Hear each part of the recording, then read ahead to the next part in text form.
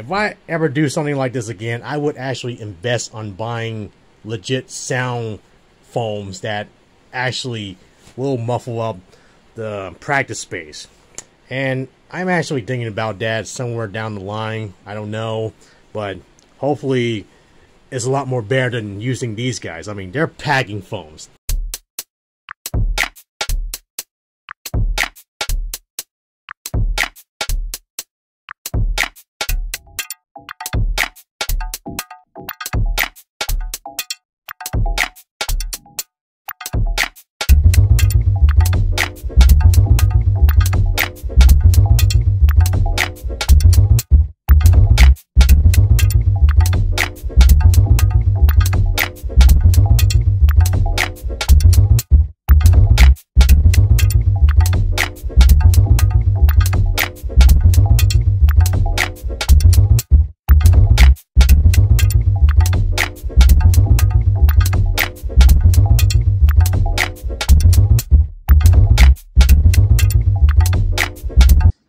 Okay, after many months of trying to plan this out, well, kind of halfway through, mostly getting the measurements on how to put together the appropriate size of those acoustic panels.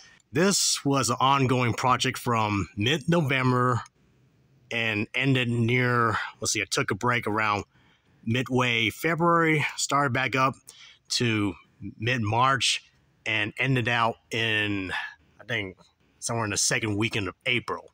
After watching various YouTube videos of how to make one, I have rounded up the cost at least somewhere between at least like $700 to $800, mostly because of the tools that I had to buy: a handsaw, miter box, screwdriver, tape measure, a hammer, which wasn't necessary, but mostly to drive in the damn screws in, and also, of course, buying the rock wool, the type of wood, mostly, let's see, I think I still have it around here. Okay, bit of a mess. 1 by 2 by 8. When I measure up by inches, it's like 1.5 inch, ½ inch by 8 feet. So, yeah, that's what I've been using. They're actually called, I think the term for these kind of woods is for furring strips.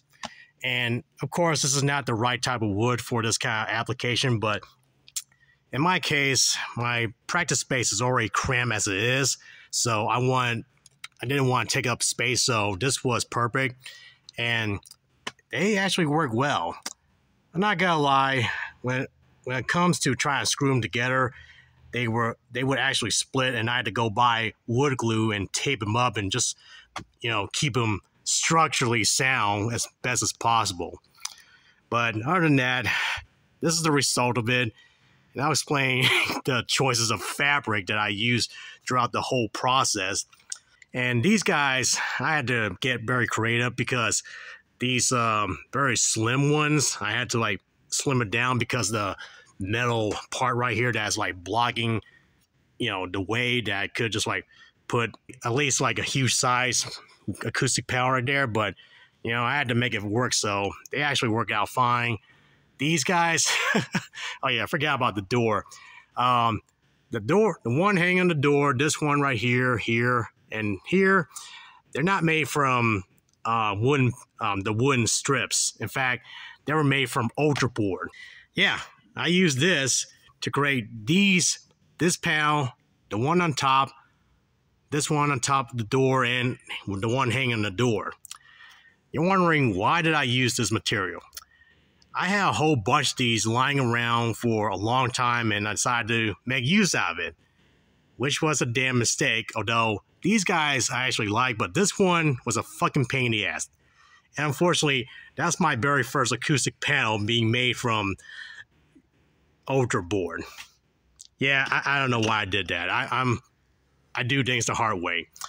And to be honest, I will re-improve it because this was a pain in the ass. I had to like cut into strips to the exact same size of the rock wool and super glue them together to be structurally sound, but didn't count upon the rock wool was going to add some weight.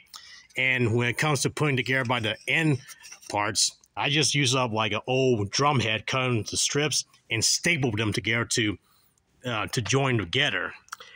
And well, I kind of got rid of the old drum head anyway, so just kind of recycling the material and repurpose them. And it worked out fine until I realized how am I going to hang them up. Believe it or not, I used up, let's see, by the time I used up all the fabric rolls, I used a cardboard roll, cut them in half, stapled them, and make it look like a hook, cover up the fabric, staple the fabric, and put the rock wool in and, you know, put it all together. I cut up slits in order to hang on the door hangers. So yeah, I had to do a lot just to do that. Never again, I'm not gonna do something stupid like that. I don't know why I don't just do things that simple. Just to be fair, I'm only about 90% done, mostly because of these guys. I have yet to get around to trying to create, I guess, acoustic panels that to be suspended above me. And right now, what you're looking at is a bunch of leftover rock wool and whatever fabrics I had left over. I guess turn them into like a kind of like a sofa pillow of some kind, and use them just to ease down the noise. Also using up all the leftover slide foams, kind of to make it a bit effective. But yeah, they're pretty lousy. I held them up using decorative mesh. Right here, what's left over, and a whole bunch of magnets that I had with me just to like suspend them up against the metal ceiling, that is. And they work out pretty well, but eventually I may have to improve upon it. So as for the fabric of choice, as you can tell, is not very consistent. In fact, that's another lesson I just learned to realize, is that I should have just gone to one store to buy all the fabrics that I need. And they were scattershot on just buying from various thrift stores, like one color of this, one color of that. I did thought about trying to buy like seaweed barrier for the back, but I figured, you know, the fabric is gonna do fine all around. And some of the fabrics I bought, you know, it's not very consistent, but I actually like the difference, adds a little bit of color. And some of them are, yeah, like this pattern right here. I actually like these, and I got this on discount. At least that's what I thought, until later on buying. Yeah, that's a St. Patrick's Day theme fabric. I bought that for 79 cents. Yeah, 79 cents for a whole yard. So it was a lot more than that. So I forgot how much I bought, but yeah, I wish I bought some very lame ass fabric that I don't care for and just use them in the back.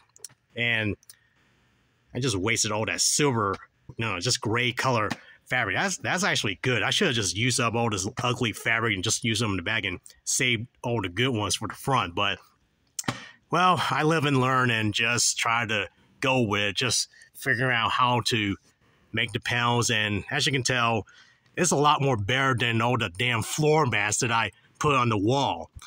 And by the way, the floor mats, they're actually being used with a floor. Yeah, I'm stupid. I used 4x6 foam for the whole floor instead of putting the floor mats that was once on the wall on the ground, and use a 4x6 to paste it against the wall. Yeah, I'm very bad at planning out what to do, and this is what I get for not doing things right. But well, what you gonna do? I'm stupid that way. I knew down the line I was gonna invest on doing that, which I should have done so instead. I mean, this is a lot more better and keeping the acoustic noise down. I mentioned in my past video that this was done for the purpose of, there's a luxury apartment.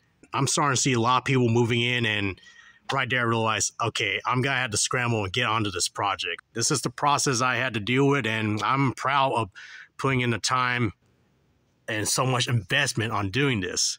So yeah, that's all I gotta say, and see you on the next one. Yeah, good idea. Let's make this video in hot weather right now, in the middle of fucking June.